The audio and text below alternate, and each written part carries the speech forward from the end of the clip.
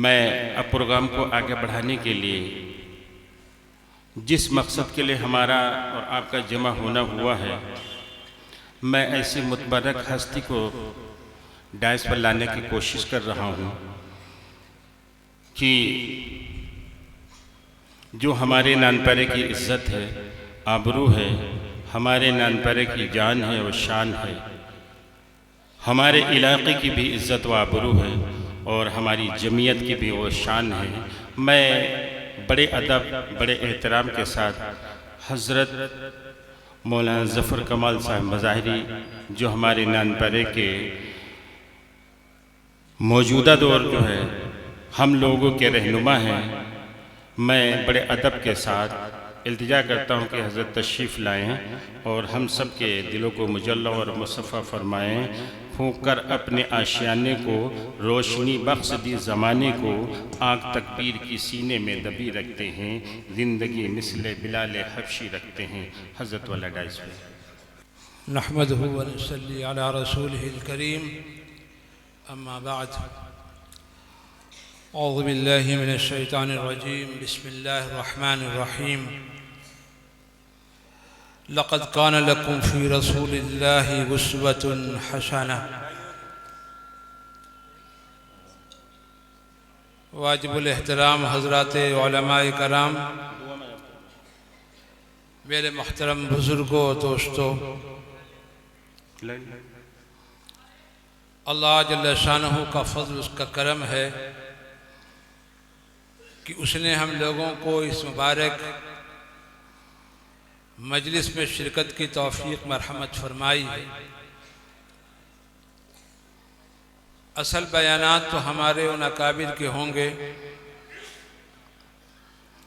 जिनको आपने दावत दी है और तवील तरीन सफ़र करके वह हमारे शहर में तशरीफ़ लाए हैं। बहुत जल्द वो हज़रात हमारे स्टेज पर जो है वो रौनक अफरोज़ होंगे। मुझे तो फ़कत एक हाज़िरी और सआदत थी हज़रत मौलाना इलियास साहब की दरख्वास्त और उनके हुक्म की तामील कि ये मुबारक जलसा जो हमारे मदरसे मज़हरुल उलूम के असातिज़े इकराम और ज़िम्मेदार हज़रात ने इसे मुनाक़िद किया, और अभी कुछ देर पहले हमारे मदरसे के तलबा ने उर्दू के अंदर भी और अंग्रेज़ी के अंदर भी तकरीरें की, और उससे पहले भी कुछ मुज़ाहिरे हुए। तो दर हकीकत हमारे माशरे में दीन को लाने की सबसे अहम बुनियाद मदारिस इस्लामिया है, जहाँ पर अल्लाह रब्बुल इज़्ज़त के दीन और शरीयत की तालीम होती है, और वहीं से यह हिदायत वाली रोशनी हमें मैसर होती है। उम्मत मुस्लिमा अपने आप को जब इन उलमाए कराम से वाबस्ता करेगी तो यकीनन अल्लाह ताला हमें दीन पर चलना हमारे लिए आसान कर देंगे। और अगर हमने इसकी कदर न की, जैसा कि अभी बहुत कोताही है और बहुत कमी है, जितनी बड़ी तादाद में लोगों को शिरकत करनी चाहिए उस एतबार से लोगों ने शिरकत नहीं की, जिससे ये पता चलता है कि हमारे दिल में वो कद्र नहीं है, कि वो हज़मत नहीं है, वो तलब नहीं है जिसका तकाजा हमारा दीन हमसे कर रहा है। यही वजह है कि हमारी जिंदगियों में दीन नहीं आ रहा, हमारे अकायद सही नहीं हो रहे, हमारा माशरा सही नहीं हो रहा, हम दीन में तरक्की नहीं कर पा रहे। जामे उल्फत क्यों मिले, कैसे मिले, क्यों कर मिले, आह जब जाते नहीं हम उस दरवाजे की तरफ, उस रास्ते की तरफ, उस मैखाने की तरफ, तो हमें वो चाशनी कैसे मिलेगी, वो नेमत कैसे मिलेगी, वो हमें हिदायत की रोशनी कैसे मिलेगी। जामे उल्फत क्यों मिले, कैसे मिले, क्यों कर मिले, आह जब जाते नहीं जानिबे मैखाना हम। तो मेरे बुजुर्गों, दोस्तों, इस्लाह की यही मजलिसें हैं।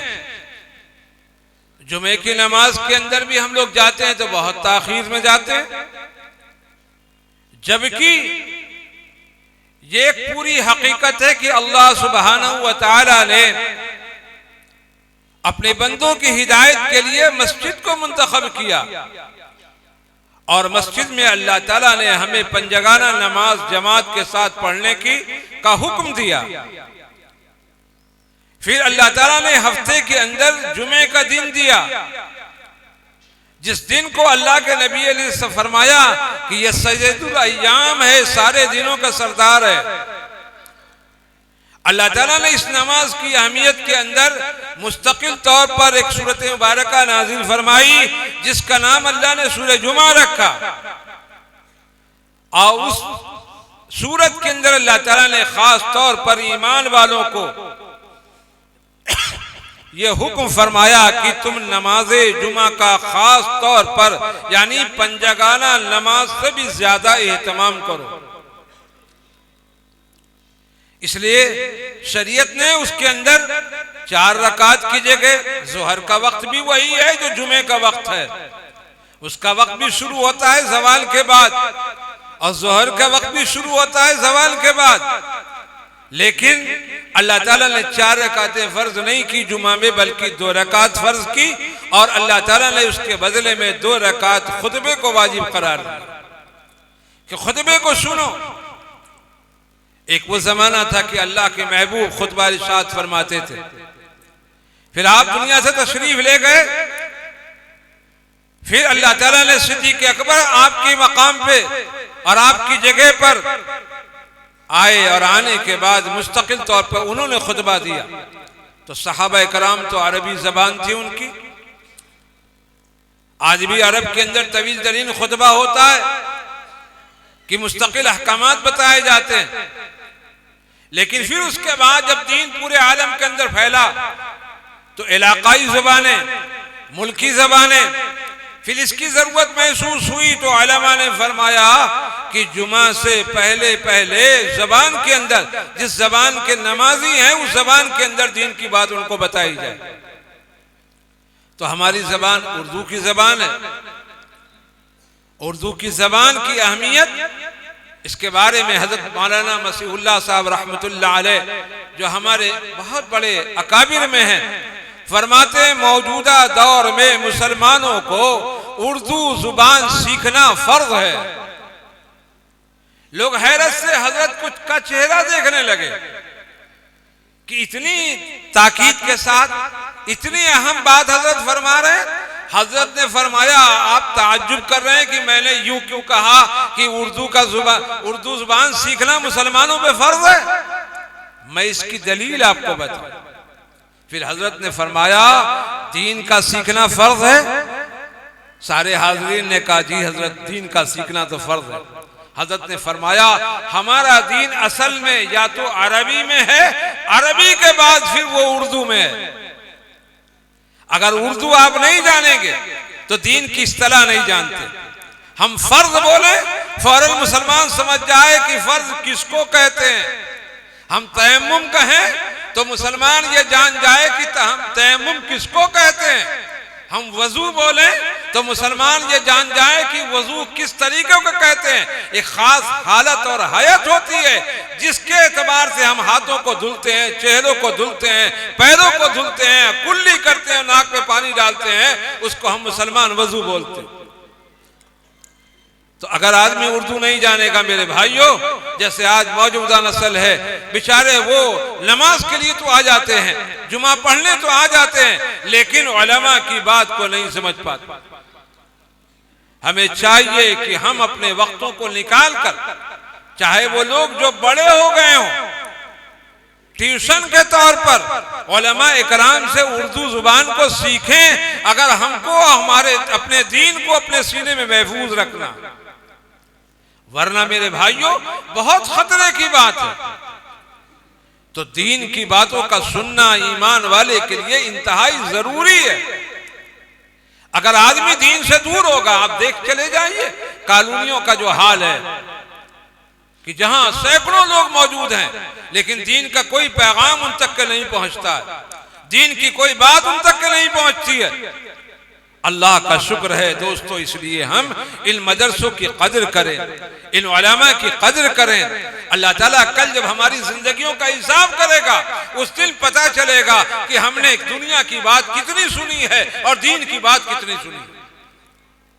हमने अखबार कितना पढ़ा है, हमने मोबाइल कितना देखा है, और कुरान हमने कितना पढ़ा है, और कुरान की तिलावत हमने कितनी की है। जरूरत की चीजें हैं, उससे इनकार नहीं। अल्लाह ताला ने हमारे दीन के अंदर हमारी फितरत की, हमारी जरूरत की, हमारी हाजत की हर चीज की रियायत रखी है।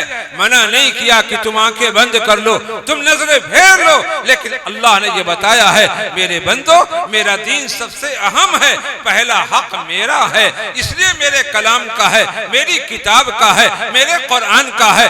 मेरे नबी ने मेरे बाद मेरी शरीयत को पहुंचाया है, दूसरा हक उनकी जाते आली। इसलिए जहां हम अखबार पढ़ रहे हैं, कुरान पहले पढ़ेंगे। अल्लाह ने कैसे किताब अता की है कि अगर मुसलमान एक पारा रोजाना तिलावत कर ले, उलमा ने तमाम हुरूफों के हिसाब से ये फरमाया कि अल्लाह ताला तकरीबन 1 लाख नेकी अता करेंगे।